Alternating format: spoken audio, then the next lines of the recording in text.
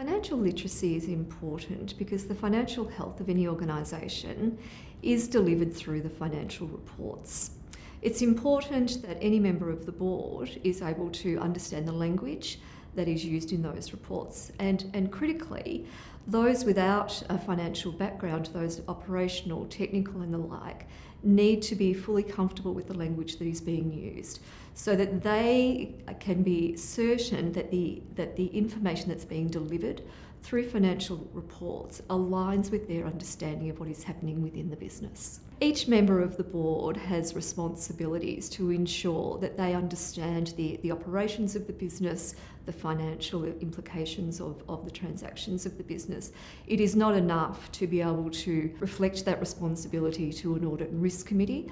At board level, you are making decisions around a range of matters, and the financial information that's being delivered to you is critical in doing so.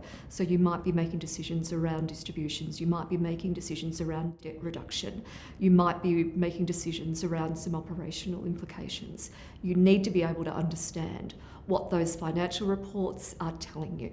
Indeed, they do go beyond the P&L, the balance sheet and the cash flow statement. It's important that you understand the information that those reports are giving to you. So there will be KPIs, there'll be ratios that are being delivered through the management information that's contained within those reports. It's important that you are understanding the turnover of debtors and the creditors.